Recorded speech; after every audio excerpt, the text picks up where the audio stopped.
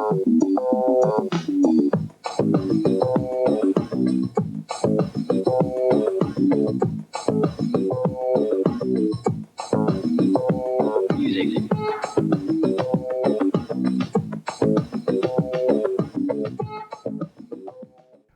to another Lyle Style show. This is a beautiful show here. I'm here talking to a well-renowned artist. He does sculptures all over. His name is AJ Patty, and he has a gallery called AJ Carper Garden. You're welcome to the show, young man. Thank you. Yeah, thank you. Come on to the Lyle Style show. So I saw your work in Coral Ridge Mall. I was impressed by it. I said I got to have him on the show because your work is so unique, and it's all copper type work, isn't it? Right, it's copper, brass, and stainless steel. Okay, so go ahead. So none of these materials are going to rust, so they're all outside. So I make garden ornaments, and that's why it's all copper and brass. That's what I was wondering. Okay. Now, now what started you to get into this line of sculpturing?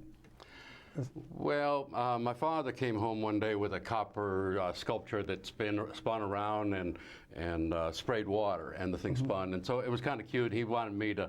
He thought this was the new thing I should work on and make them, and then he would take them and sell them. But I helped him develop those, and from there I started doing some garden shows, helping him with that thing. I was at the time doing some jewelry, and so I helped them with that, and I saw some bugs that people were making out of copper, and I thought that was pretty cute. Yeah. So that's the direction I went, and so that was '99.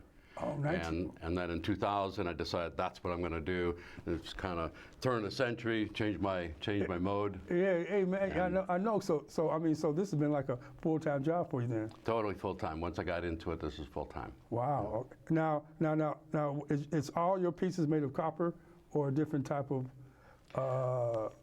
Well, this piece here is all copper, and it has some pieces have some brass or stainless steel on, but this one's all copper. Okay, this one. And it's a beautiful. Okay, yeah. This is a beautiful piece right here.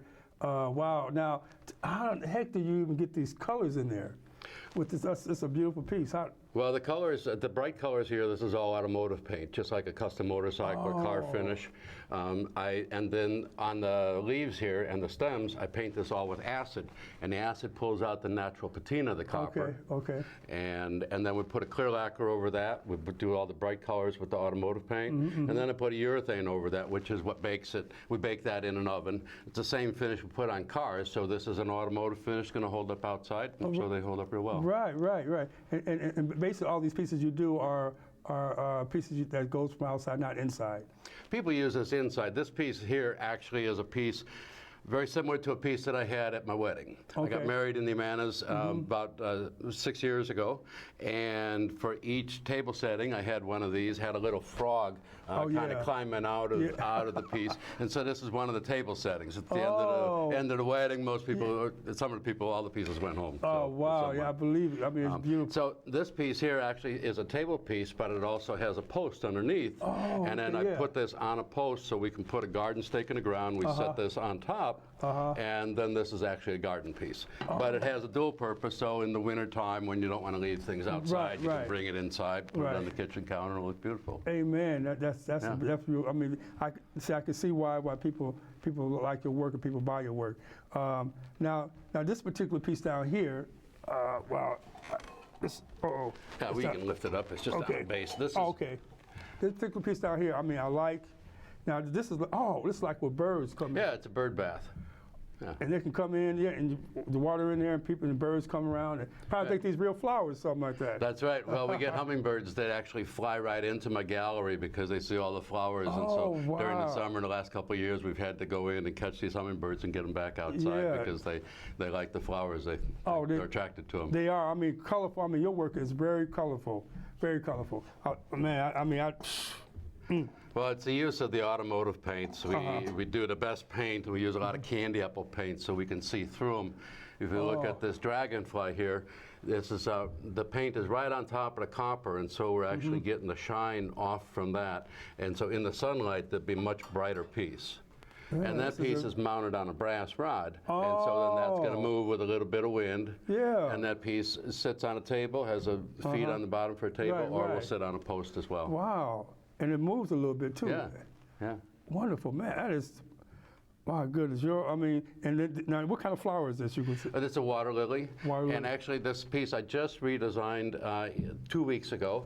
The little bud that's on the inside here was just a small little bud, had 5 petals, and it just kind of closed in, like a little closed rose bud. Right. And I looked at them again on the internet, and I looked at it, and I said, I'm going to redraw that. So I made all these little fingers and then hammered that out. Wow. And so now we have a new inside, which just makes it a little more accurate. Yeah, it does.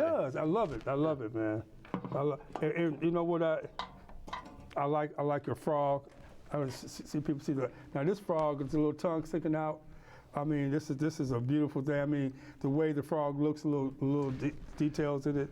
Well, on that piece, like on the legs, I've just painted an acid on there just to do the patina, just to get that coloring out of it. And because I want to see the copper, I want some copper to show on this. I don't want to just make it all too painted. Right. So, and the copper then, with the patina, it kind of blends in with the garden. And then the bright colors of the frog and the bright eyes that reflect the sunlight, this all makes it all pop in the garden. It does. It makes it beautiful. I mean, yeah, it looks really real. When I came into your gallery, I thought it was a real frog with the tongue sticking out and whatnot. Yeah. I was talking to my friend and said, look at that frog. But they said, no, that's not real. That's a man. But now to tell me a little bit about how do you, now you go around and do shows all over Iowa, or is it? I do shows mostly in the Midwest, but I've done a lot of shows. I've done shows regularly in Albuquerque, New Mexico. Oh, wow. Okay. There's a big show that I do there once a year. I've gone to Florida for the winter season one time, and was down there for 3 months, did some shows. That was earlier days. Nowadays, I pretty much go mostly in the Midwest. I do a lot of Chicago shows. I'm a Chicago boy, so I grew up on the north side. Did you? What part? In Norridge, right by O'Hare, just east of O'Hare Field. Yeah, I grew up south side Chicago, 111 Hofstede. Yeah. And my grandfather grew down in Taylor Racine there. Okay, right. Yeah, I know what you're talking about. Yeah. So I have a lot of Chicago, Chicago in me. Most of my life was there, but my second love was Iowa, and so I spent a lot of time here. And here I get to be creative. I don't have a lot of rush hour traffic and all that kind of stuff. Exactly. And I go to Chicago where all the people are, and I do my sales there, and I just do fine art shows. Oh, okay. What's the difference? Not necessarily craft shows. You have craft shows that are more like the Home Sweet Home on a piece of wood, or country crafts, that type of thing. And then you have some art and craft shows where you get some mix. And pretty much I always try to do just the fine art shows. Because it's a better clientele. They're looking for more expensive pieces. I don't make the cheapest line of garden ornaments. I make the best. As far as I'm concerned, they're the best. And so they cost a little bit more, but I'm proud of the fact that they're worth that. Exactly. So it's all good. And plus, this will last a lifetime. Right. The copper is never gonna rust away. Copper doesn't rust, and that's why we have it use it outside. I use a stainless steel on some pieces for like my support posts and on this bird bath that sits on a stainless steel post. Okay. And then a little bit of brass here for the pieces that want to be flexible. I know, and see, but you are very creative. Now, what does it take to start making a piece? How do you go about starting off from scratch? Do you have a pen and pencil? You sit there do the drawing, or it just comes from your head and you?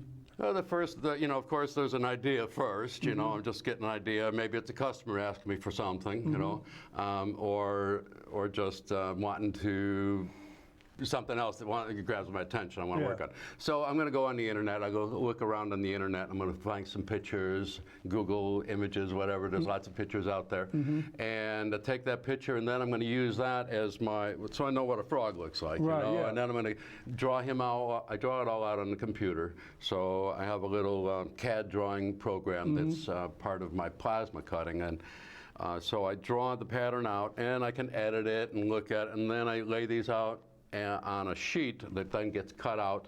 I have a computer-operated plasma cutting table. It's not a big table. It's just a 4x4, and I can put a big sheet of copper on there. And then just like it would print on a page or on a plotter or something, it's actually going to cut that pattern out. When I cut it out, it actually looks like this here.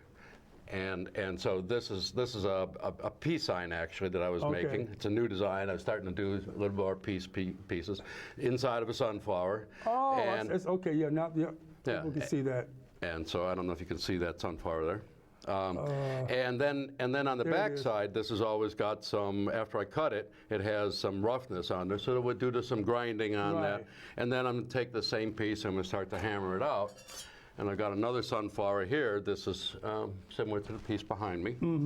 And this piece here, we hammer out here little textures. And so the key is that I make my own tools to make the work. Wow. And so here it's a small anvil, just like a little ball that I hit underneath. And by putting this underneath and then hammering on top, I can get these dents. In this area, I'm going to use more of a bigger, larger dome, and I'm just going to roll this over the hammer and just kind of smooth that out. And when I'm done, I actually strengthen the piece, because as we bend copper back and forth, it actually strengthens. Steel works opposite, and the more we bend it, the softer it's going to get. Right. And so this is the first piece here, and there's the back side. And then from here, we're going to braze this on. We're going to braze a hanger on there, might put some supports on there. We'll mount it to a stem or something like that. And then we send it into the paint room. Oh, the paint, okay. Now, do you do all this by yourself, or do you have people working for you? I have people working for me. I started by myself, of course, and in the basement, just putzing around, making one dragonfly at a time, just trying to figure out how to make an antenna or do that. And then I moved into a storage place out in Elgin, Illinois, and I started there. And then I hired a couple of people to help me work it out. And a year later, I moved to Iowa. I moved to Oxford, Iowa, and had a little place out in the country on the end of the road, and a little workshop there. And so I started there. I had a couple of friends that went into business with me, and we started making this. Oh, okay. So they're artists too, then themselves? Yeah. Well, they were. One was a mechanic, and the other one had an interest in art and that, and gardening. So we got involved there, and eventually that changed, and I just stayed with it, and they moved on to other things or went back to what they were doing. But I hired other people, and so now I have 11 people working for me. Oh wow, wonderful! You've grown then since. Right. Yeah. Right. I still do all the cutting, I do all the drawing and the ideas, but once I cut out a pattern, like a frog pattern or something, the artists that work for me are able to take that frog and do something with him, whether they put him inside of a piece like this or attach him to the water lily like this here. Right. These are all options that they can kind of do, and everybody has their own talent, so everybody's hammered a little different. Yeah, right. And this pattern of the way these leaves are set up is not going to be the same next time. Every piece is different because it's might be a different person doing it, but it's going to be a different hammering, and everything is just going together. One piece at a time. We do the brazing. And so each time it's going to be a little different. Right, then we go to paint, and we'll paint it one color or another color. There's a million ways to do it. Right. Different, and it comes out with these different terrific colors you got. Little green, little copper, little blue. Right. I mean, wonderful colors. So I mean, like I said, I admire your work. I know that your work goes out to people all over the country. Comes out and see your work. Because I went to your gallery. I talked to one of the people that salespeople work there. They said, well, this person just bought this and whatnot, and they live way out another state. So your work is known all over the country then. Right. I have a different look than anybody else. People look at my work, they said they know it's AJ's copper, and so people say, oh, my whole garden is filled with copper, or AJ's copper, Yeah. And I get a lot of people in the Manas. I have my shop in the Amana Colonies in Homestead, actually, and so it's on the old highway, and my buildings are the old dining room, restaurant and gas station. The gas station is now my gallery, and the restaurant is my studio where we make everything. Wow. And so these were on Highway 6 before 80 came through back in the 60s, I think 63 or so. This was a great diner and dinette kind of place. Everybody stopped on the way west. Now the traffic has gone the other way, but all the traffic comes into Amana from that direction and along that highway. We have a nice corner, and everybody comes around the corner, and we put some big flowers out, and they stop. Wow, wonderful. My goodness, that's a beautiful thing. Now, it's out there. You've been out there for many years and stuff now. I've been in the Amanas since 2002. I moved into Amana back, and I started off in the woolen mill. In the back of the woolen mill, there's a blacksmith shop back there, and then there was an old moccasin shop. It was a machine shop back in the day of the woolen mill. And so I moved in there once I got out of the country in Oxford, and that's where I started to grow. And I was there until 2007. Okay. And then these buildings out there in Homestead came available, and so I put a bid on them and did a bunch of renovating for about 7 months. Yeah. And got the buildings to where I can work out of them real well. Yeah, So and do your now I'm thing. there. Yeah, and be positive and stuff. So, but what do you say about other aspiring artists that kind of want to go into sculpturing? What type of advice would you give them? Or most of the people that I see out there at the art fairs do a fair share of complaining because it's a tough business, yes, you know. It is. And I was, I've been an artist. I've been doing shows for over 35 years. I've been in leather and pottery and jewelry and many things, and so. This is really the best one that I've ever done. This is the best of my work. In the past, I think I really earned the capability to do well now today because as an artist, you live a long time. Yeah. Trying, working hard, long hours, always. I work long hours. Starving artist, whatever. Starving artist. Yeah, that's the name of the game. Yeah, that's the name of the game. And eventually, you get lucky and you get on a good streak, and you find a niche that you're unique and different. And that's where I'm at today. I think it's a culmination of a lot of other businesses that I've been in.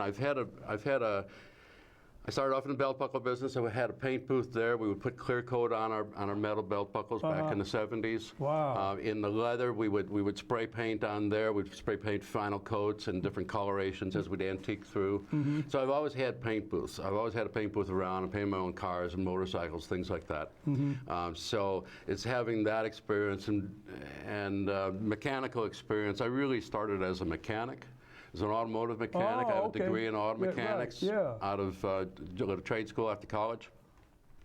And it's that mechanical ability that I was able to bring more to an art form, and now I'm an artist instead of a mechanic. Yeah, but it's the ability to work with my hands and make things, and see three-dimensionally. Yeah, right. I never thought you were even being the mechanic, because you just look like the artist type person, because looking at your pieces, I just never thought that was your thing, back in the day, doing mechanic type work. So they kind of go hand in hand, because you do work with your hands with cars and whatnot stuff. So. Right, they do go hand in hand, and I guess I've always been a mechanical person. I understand mechanics and how things fit together, and I think the three-dimension. In the past, I always looked at something as being paintings. You have two-dimensional work, and I was never very critical of two-dimensional work. But when I look at three-dimensional things, then I find that I'm more critical. So I finally found what my passion, or what I've always understood, is really the three-dimensional world. So when I go and I paint a piece, I take and I sculpt it out into 3 dimensions. Now I have a 3-dimensional palette. Okay. And then I can put some paint on, and the paint's going to look great. Right. And people look at it and they say, "Oh, the paint! Look at how beautiful that is." Yeah, exactly. But I think the sculpture. See what a nice palette I created, Right. And so there's a difference in what kind of art you do, and to me, I think it's that I'm more sculptural, more mechanical, that type of thing. So now, do you ever get into doing just straight oil painting, or this is just your niche right here, the sculpture? No, I don't paint with a brush, other than I paint all my patina with a brush. I use a bamboo brush to paint all that. But I'm not a painter. I pick up a brush and paint. It's not my thing. I'm more mechanical. The paint I can put on, and I've learned lots of techniques. I've been doing it for 30 years, you get good at it anyway. Exactly, because you know how to do the colors just right with the blues and the yellows and all that type of stuff, and the greens, so you have to know how to put those colors on the different pieces you have to make them look real nice and kind of stand out and stuff. So, because I'm an artist myself, I do a lot of cartoony type work, whatever. So, I kind of know what you're talking about. But in your gallery that you got in Homesteads, is it open every day? Is it a gallery anybody can go to?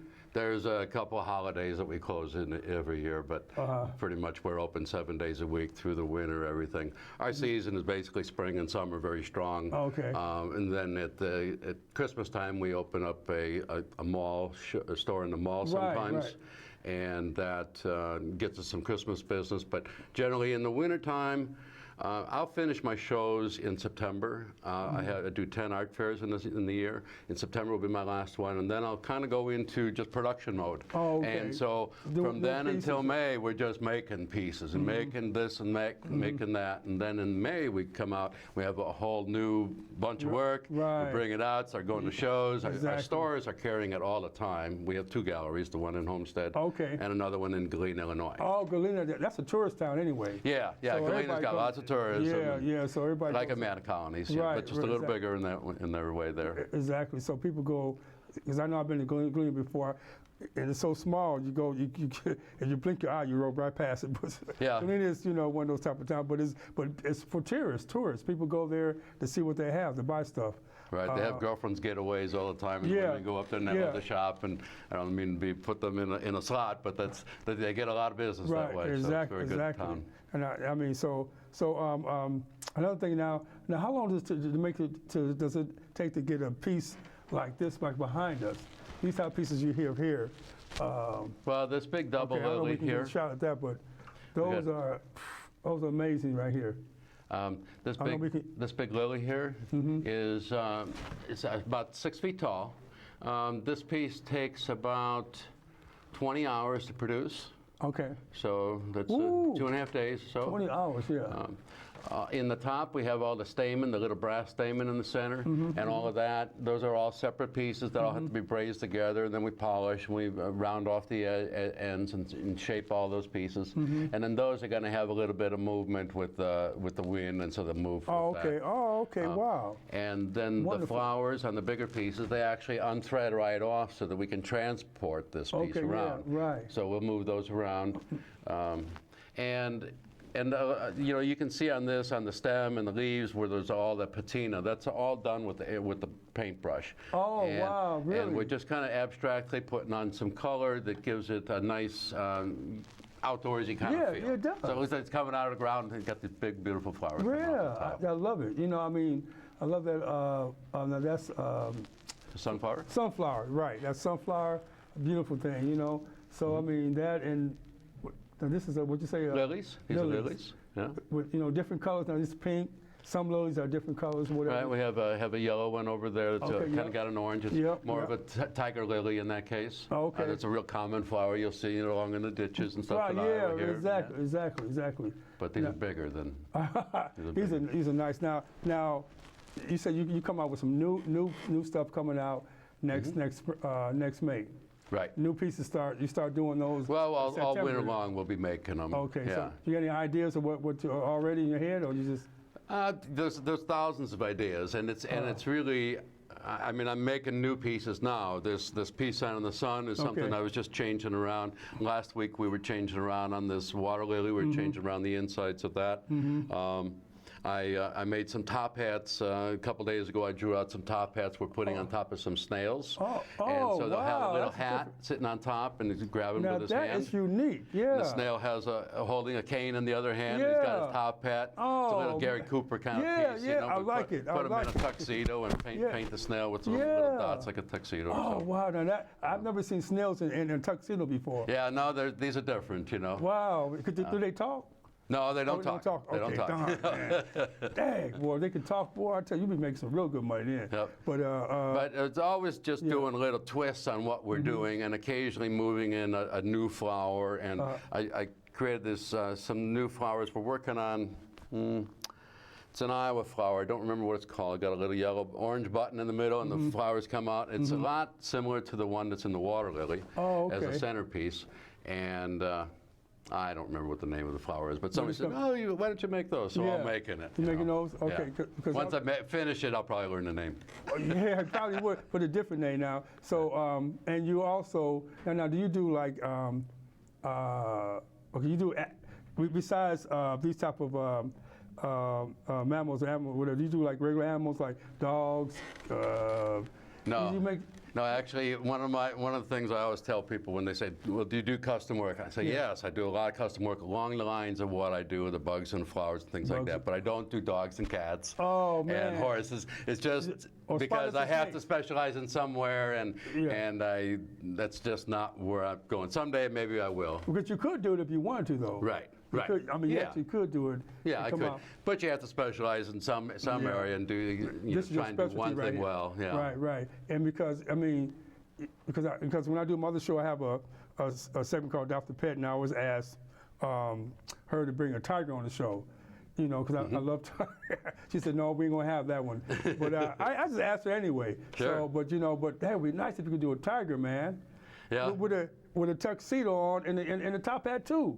Yeah. And he's along with the snail. They do a little dance. Okay, well that's just in my mind, man. I just See, there's always ideas. Yeah, that's right. Everybody's got an idea. Yeah, Tell me your idea. I know everybody. Yeah, and they tell you. Now they probably ask you some silly things for. Well, sometimes, but usually it's an idea. Maybe it trips an idea, and I could work on that. Yeah, we write that one down. Right. Now, if the price is right too, so. Sure. Yeah. So, but this is what you specialize in. This is what people know you from. Doing this type of work, they see this type of stuff out here. They know it's yours. Yeah, I'm known really, doing most of the copper work with the bright colors. That's what people. That's how they see me, and they know my work that way. Yeah, something like that. That artist that does. He's called. He just passed. Kincaid. He passed away. Okay. He's known for doing oil paintings for. He's a Christian dude. Bright light type things where.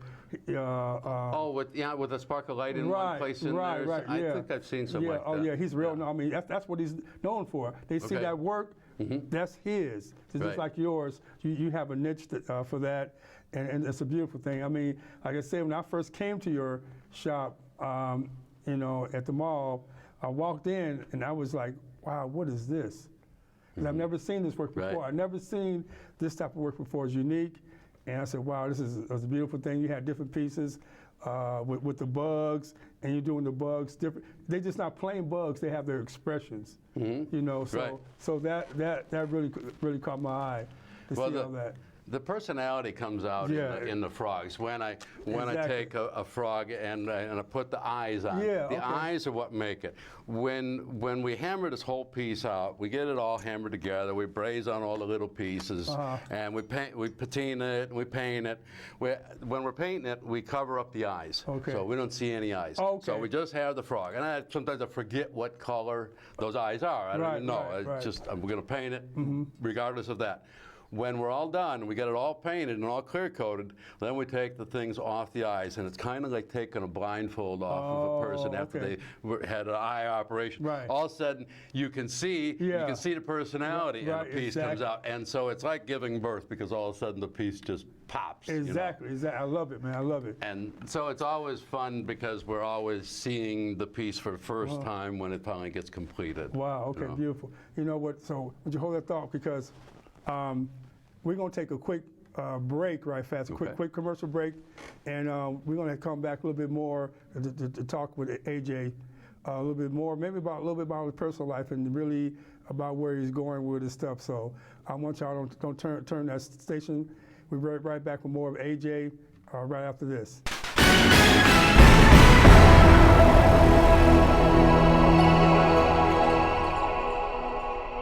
Well, welcome back to our second part of our wonderful show with AJ here. He's a world-renowned sculptor. He does a lot of copper work.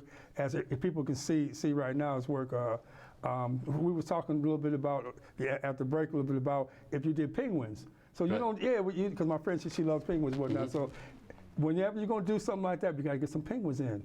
So that'd be. So maybe and the penguin idea sounds like an interesting idea. I could see just the black and white, the little tuxedo. The tuxedo, whatnot, something different. The eyes and the whole thing came, whatnot. We definitely buy that. But and you were telling us a little bit about a story about some snails. Okay. Just tell the viewers about what. Sure. Well, I take a snail, I make these snails inside of a piece of copper tubing, and it just circles around like this, comes up, and it's got a little head up at the top. And the snails, I always put the snails out there. We paint them all different kind of colors, and people look at them at shows, and they say, so where are the wings on that bird? And I say, well, it's a snail. And they say, oh, well, then they understand. So, and I also have always had people asking me about to make flamingos for them. So, but I never wanted to make a flamingo because I think of it as being a big sculptural kind of piece with lots of feathers and everything, taking all this copper and then painting it pink. And sometimes people put pink flamingos out in other people's yards as a joke, and so I just don't want to be at that level with my work. But so I always avoided doing the penguins. But now I decided, well, since they think these look like birds, we could paint the snail like a bird. So we give it a little black beak in the front. We paint him pink down coming through, and he looks like a flamingo. So now we have flamingos, the snails, and so we call them snails that think they're a flamingo. Oh wow, wonderful, man! I can't wait till you have that out, and that's going to be out when. We have some out now in our gallery. Oh, do you? Yeah, they're right up by the front door. It's one of our new stories we can tell. Okay, good. That's a wonderful story right there, because and you know now too bad you don't do people, and like people like in the garden. We do people sort of, I mean, but they look like a frog. They look like a frog. Oh, okay. Well, yeah. Okay. We do Jimi Hendrix. Oh, really? Yeah, he's a frog. He's standing up, got the little belly. Yeah. He's got his hands out here. We made a little guitar. Did you really? Oh. And we gave him a little bit of hair, you know. Yeah. Give him a little collar on his shirt, a little tie-dye. Right. Okay. And it's Froggy Hendrix. Froggy? Froggy Hendrix, yeah.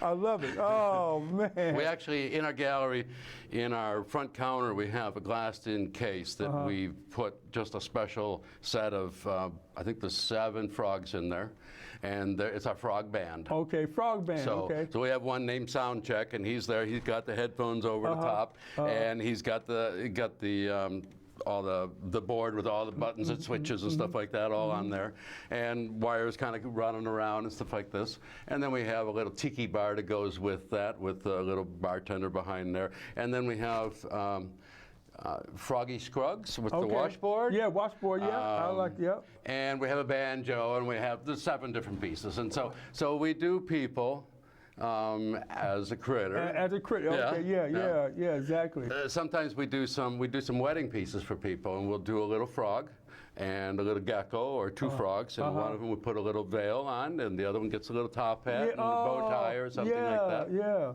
wow. And so we'll do a wedding piece. This is sometimes maybe put on a person's wedding cake, and they'll have the little people on the top, and then they get to keep this, and it's them. And that's a beautiful frogs, thing. I mean, because using a wedding cake to be a groom and a bride, and it's like but.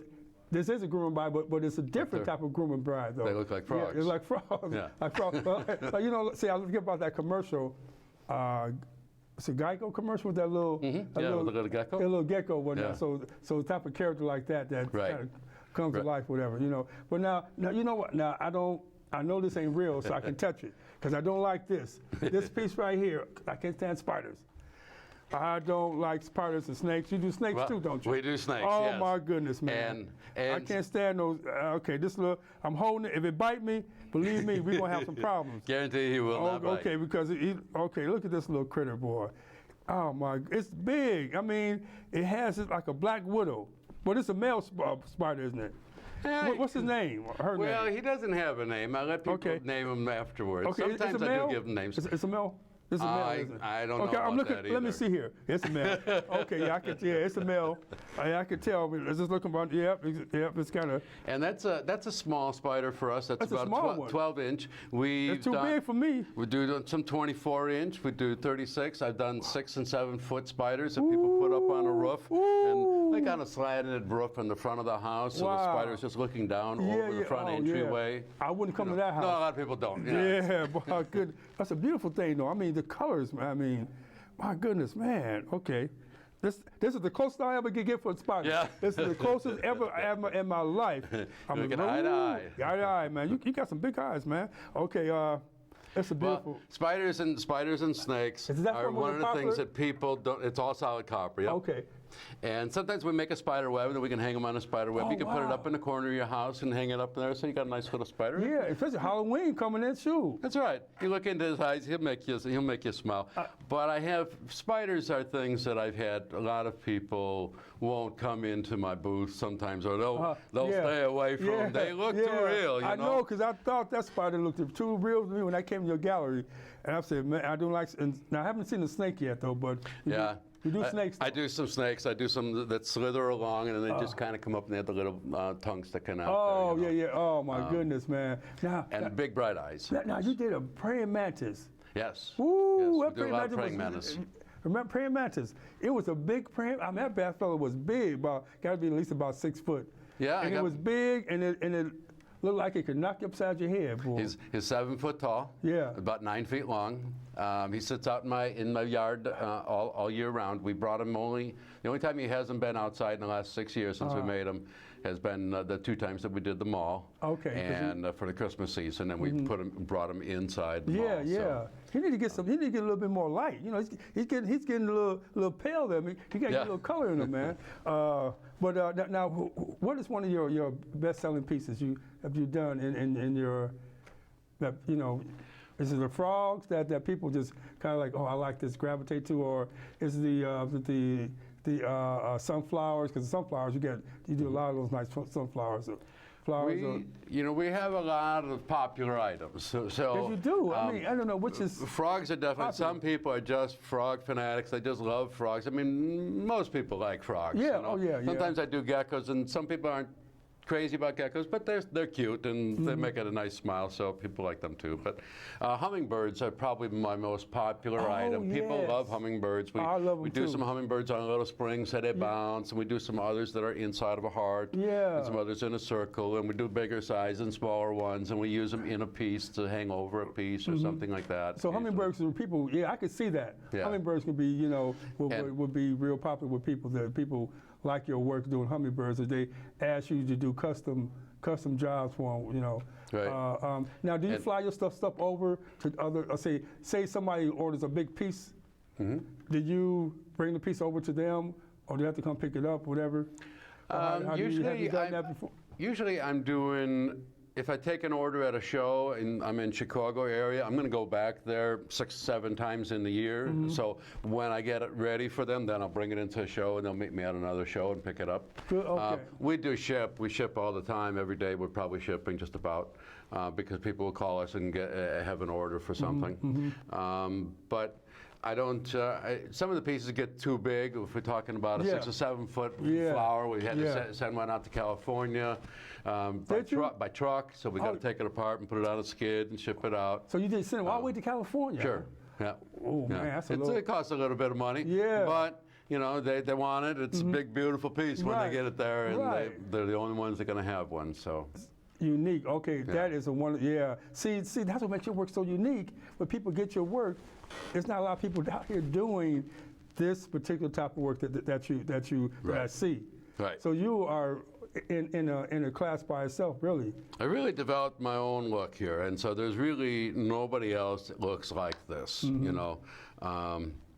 so it's a niche. I've created a niche, a very unique You did. Oh, look. wow. And that's what really works. So we keep creating. We make as much as we can. We sell it all summer long, and have fun doing it because it brings such joy to people buying it. They're smiling and they're happy. And they say, "Oh, I love this! I love this!" Now, have your pieces ever went out the states? Went to like another country? Somebody, Sure. We have at shows. I've had a lot of people who bought something. I had a guy that bought a salamander, and the salamander was about 5 feet long. It's a long tubular thing with big legs sticking out, and he curls all over like this. So he's about like this, real weird shaped, And the guy brought it to Costa Rica. He bought it for me at the Gold Coast Art Fair down in Chicago. Okay. In August, and 2 weeks later, I saw him at another show, and he said he got it all the way down to Costa Rica. This is around about 2003 or 4. We were still uneasy about going on flights and that kind of thing, and so he brought this copper thing on, and he changed flights twice, and had to use it as carry-on all the way, and now it sits down in Costa Rica in his house. So wow, it's probably out there in the trees where it blending in, and people probably think it's really real, because I tell you, your stuff do look real sometimes, boy. And in Iowa City, just a couple of weeks ago, we had the Iowa Arts Festival. Oh, yeah. And so I was set up down there. Yeah, you was down there? Right, yeah. Oh, man, I missed it, okay. And this couple came along, and the guy and his, I guess, Japanese wife, they were here, and they were going to be going home to, I don't know if maybe it was going to be the first time he was going to meet his mother-in-law or not, but he bought one of the little hummingbirds on the spring, and he said he wanted something small that he could bring over there. So one of our hummingbirds is probably on way now or soon to Japan. Japan. So I know some pieces get out. Yeah. So I guess I am, you said at first that I'm world-renowned, maybe in a few places, but not on a large scale. But you definitely world-renowned, because if you got some places in Costa Rica, Japan, whatever, I mean, that's a beautiful thing. And now do you exhibit a lot of your stuff on your website? Right. Right. Okay, so people go to your website and order stuff, whatever, or they can come down face to face and talk to you. Right. It's always best to see face to face, because what we're going to have on the website, I have hundreds of pictures on the website. So you see lots of work, but everything that's on the website are pieces that I've made in the past. They're sold. So you can't get quite exactly that same piece, but you can get something similar to that, and you can say, oh, I like this one here that I see, but I want it in these other colors, and so then we'll make it up and make that for them, and maybe add a little bug just to spice it up, you know. Then we'll do a little touch for them when we do the custom work. To it. I love it, man. I had a question in my head, but I was thinking about that spider, and it went out my head. See, I don't like spiders. And you don't do flies, do you, man? Well, we do dragonflies. Oh, good. We do a lot of dragonflies. Like Dragonflies are very popular. Really, because flies being this. Yeah, not a housefly. No, we don't do a housefly. We don't do no houseflies. Houseflies are bad news for me. I have to just knock the thing upside it. Yeah. Okay, I'm going back to my childhood. But we do some other things with the praying mantis too. Do you? Yeah. And we have the big praying mantis, but we do smaller praying mantis, and then I put them on a little lily pad or a little leaf, and I put 2 praying mantis there, and they're their hands are always up like this. Yeah, they're praying, of course, but we have the 2 hands holding, so the 2 praying mantis are holding hands, and it looks like they're at the altar, so we call it the wedding piece. Oh. And then we have another one, which is where art imitates life a little bit here, and they're both holding hands, but the one's got the head cut off, and she is actually holding his head. Ooh, and that's what we call the honeymoon. Yeah, the honeymoon. Yeah. Oh, what a honeymoon. But that's a true mantis life, and the insect world has some strange things. And really? I'm glad put that out there. I'm glad I'm not there and say, oh my goodness, the honeymoon, the female man to just say, hey, this is the honeymoon, you got to go. That's right. That's right. Well, you got to bring on the family for next year. Wow, what a weird. That's a weird thing, but in making some of these pieces, like making the praying mantis, I started making them, and I had a little leg that kind of came out, okay, and then I found on the internet that they make praying mantis egg sacs. They don't make them; you can buy them. Okay. And you buy 5 of these for $15 on the internet, and we put them on a little stick, and I put them in a little terrarium, an old aquarium I had. I put a screen over and waited for them to hatch. I had to sit in my office where I was making this kind of stuff. Right. And when they hatched, I watched all this, and I saw them grow up. And then after seeing them and studying them more, I realized there was another limb on there, so I added another limb to the feet and made them a little more real. So you actually did some studying about praying mantis. I did some in-depth study. Yeah. Wow. Okay, now, do they make any type of noises? Do they? No, not that I know of. But when they fly, they really fly real floppy, and their wings kind of flap, and so you can hear a little bit of that because they're not very good flyers. Yeah, they don't need to be without. They on the ground, but they got these big old claws, whatever. But yeah, and they just sit there and they just kind of move. They have a little rocking action, so they look like a leaf. And then when something comes along, they're quick. If I was quick like that, I'd be boxing. Yeah. But no, but now see, since you're into that type of world, now do you like do studying? Do you all the insect works, because you do a lot of different type of amphibians and insects, Right. or do you talk to one of these? Okay, this is a person that study insects. So you ever talk to somebody to get some ideas? Ornithologist, Yeah, maybe. something like that. Yeah, that study those type of critters to get, to really get the realism about when you do your work, to make them as real as you want them. Or do you just do it from your head?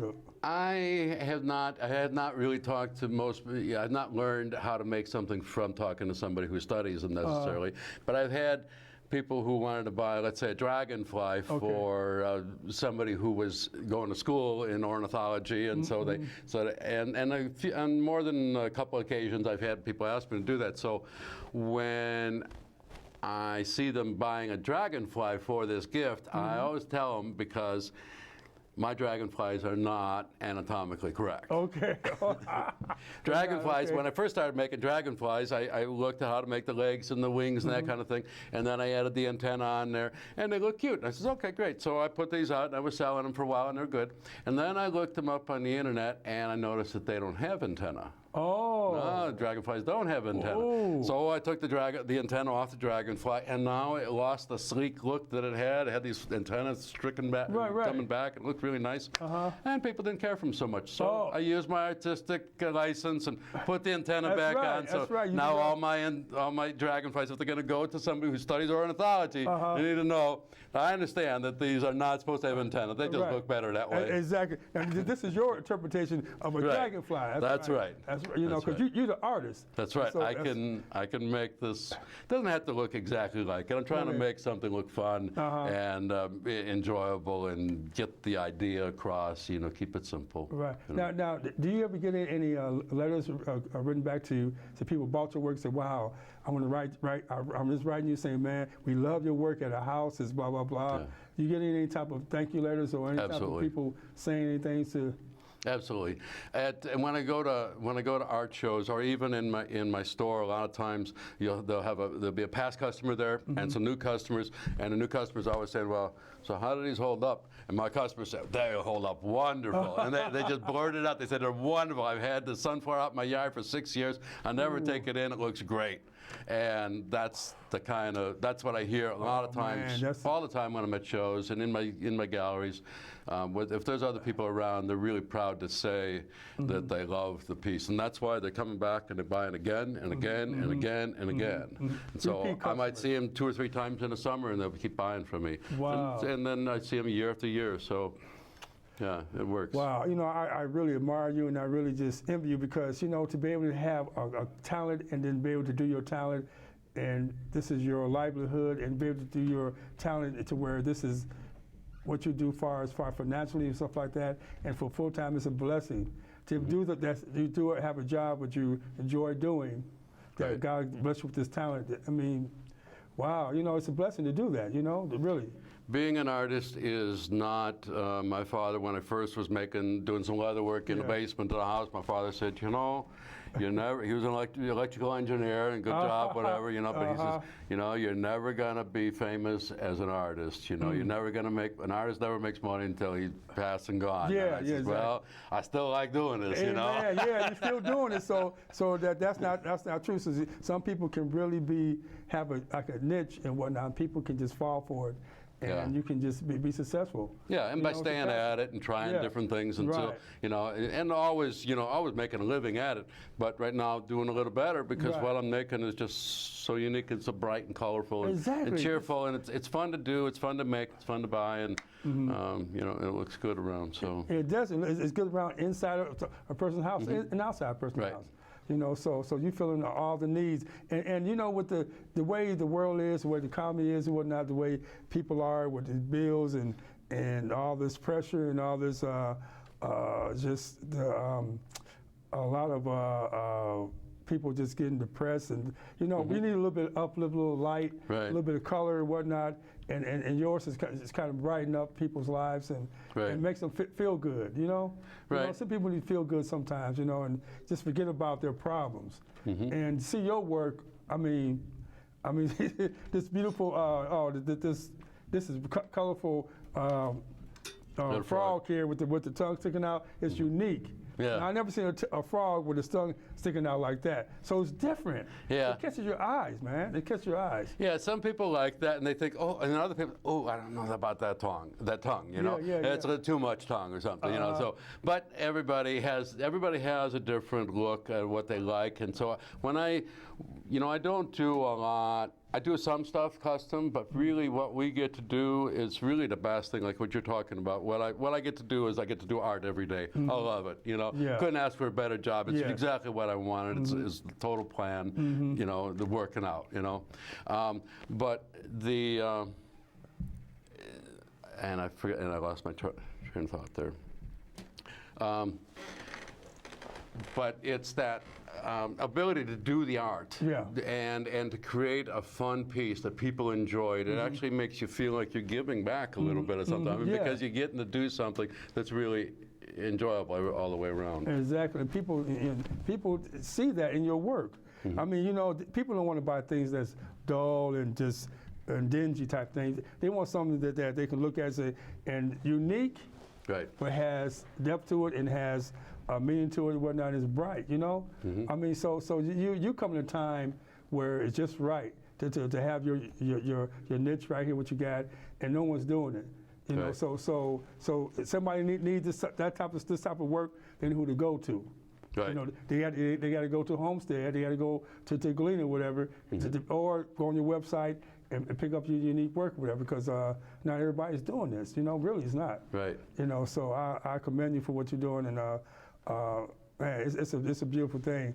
And some of your workers, salespeople, always tell me, she said, well, you know what, he's a good person, and believe me now, when you come on your show now, you won't be able to talk, because he talk a lot. I said, oh, okay. I said, I love it. Well, we both talk. That's a good thing, you know. So I mean, your sales workers talk really high of you and whatnot about your work, because when you was in down there at the mall and whatnot, and they was selling your stuff, people was coming in, coming out, and they said, well, yeah, this one person bought this, one person bought that, and I mean, you did real good. And this was like last year, when you was at the mall, or Coleridge Mall.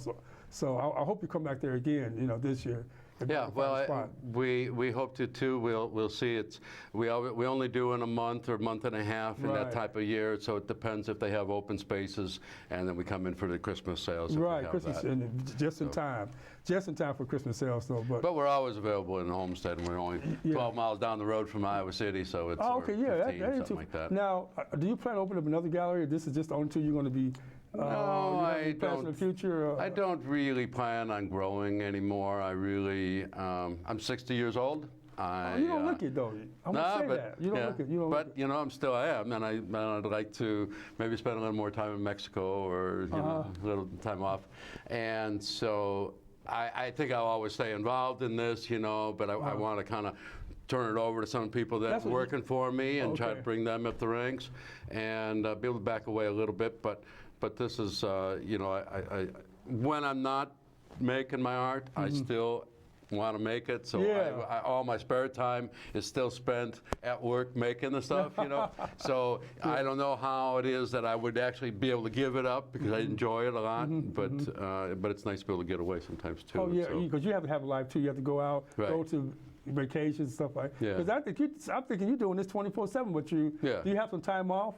Where you just say, okay, I'm gonna take just a couple of weeks. I sleep in my time off. You know?